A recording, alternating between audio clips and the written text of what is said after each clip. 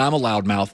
Did your parents or a friend or anybody go, oh, coward, oh, God, he won't stop this? I mean, did you hear any of it? Yeah, there was definitely some of that. But, if I took into account every person's opinion from the last 5 years, there's no chance that I would be where I'm at right now.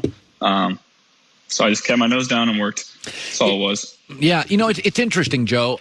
Years ago, when you were a high school player, you went to a college, and then if you transferred, you'd be like, oh, that's trouble. He could. But Kyler Murray transferred, and Justin Fields transferred, and Baker transferred, and you transferred.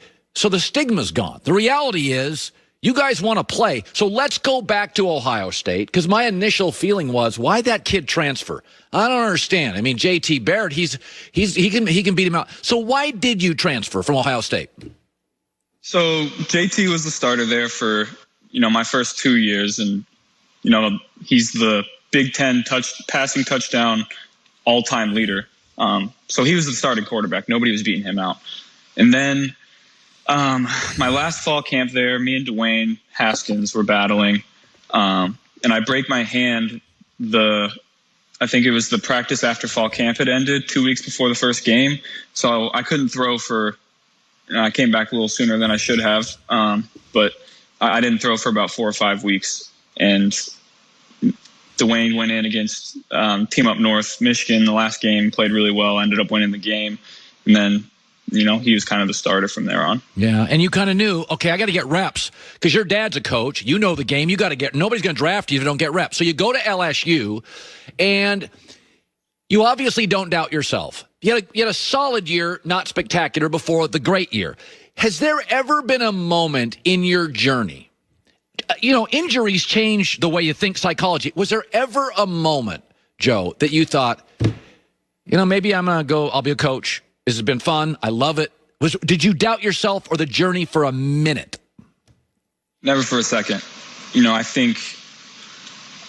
felt like I worked really, really hard for 3 years. And for those 3 years, I wasn't playing. And I had faith that hard work would pay off, because if you don't have that faith, then, all of that is for nothing. And I couldn't really, bring myself to think that I'd worked that hard for no reason.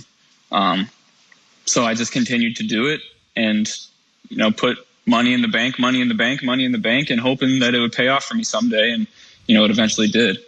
I thought you had a spectacular year until the injury. We had said by week 2, I just said, this kid, there's an it.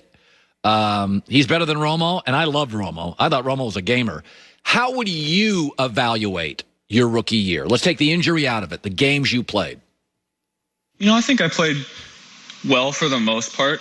I had some pretty tough games. Pittsburgh, Baltimore come to mind that, going into next year, I need to be more consistent in those big games. But I think for the most part, I played well. I was really efficient. But, there was still some things that obviously need to be corrected. I wasn't great with the deep ball, which I was pretty disappointed in, because I've always been pretty good at that. So that's an emphasis for me going into this offseason, is hitting those big plays and creating outside the offense and creating those big plays on my own. This may sound like a weird question, but you're an Ohio kid, and all of a sudden you're quarterbacking an Ohio team. You're facing the Steelers. You're facing the Browns. Was there a moment in your rookie year when you literally went under center and thought, oh, this is surreal? Literally, my dad's a college coach. I'm a high school player. I left Ohio. I came back. Now you're in this division, which is tough. Cleveland and Ohio and Pittsburgh. Was there a pinch yourself moment this year for you?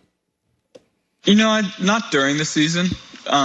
Leading up to the draft, knowing where I was going to go, I think it was exciting for me to come back to Cincinnati, come back to Ohio, and actually get to play for the fans. But, during the season, there's no time for that. You got to win games. You got to play well right now. Otherwise, you see what's happening across the league. If you don't play well, people are trying to run you out of town. So there's no time to pinch yourself, say, wow, that's the Steelers. Wow, I'm playing Thursday Night Football against the Browns. You got to play well. Did you hit it off with Zach Taylor, your head coach, quickly, or did it take a while? It was immediate. I think Zach is going to be a great coach for a long time. I'm happy to be in the position that I'm in and to help build this organization, but it's going to be on Zach's back. He's the leader of what we're trying to do, and he's awesome. Yeah. Does he ever, your dad's a coach, so you're obviously coachable. You've known it. Does he ever say things, do things, and you think of your dad, that you've had that coach in your ear your entire life, as a quarterback with a dad as a coach? Do you think it actually makes you a little more coachable, that you have a little advantage of the lexicon and the language that you grow up with? Yeah, I think it does definitely make me a little more coachable.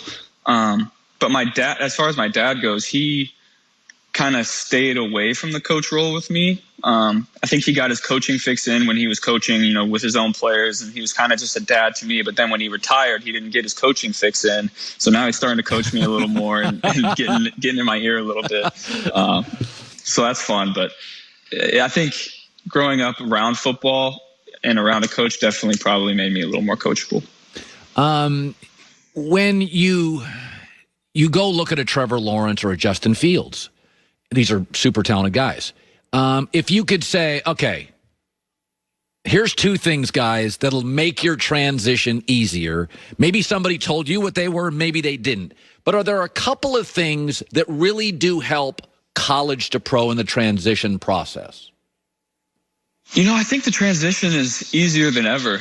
Back in the day, you had to be a 6'6", 250-pound strong arm quarterback, and those days are kind of gone. I think coaches in the NFL are getting really, really good at understanding what their quarterbacks do well and adapting what they do to what the quarterbacks do. So, I think it's easier than ever, but I think the biggest thing is just being able to adapt very quickly. During games, gone are the days where, you go into a game, you see 2 or 3 defenses the entire time, your adjustments, exactly what you're getting every play. Teams have a new defense every single week, a new third down defense, a new blitz.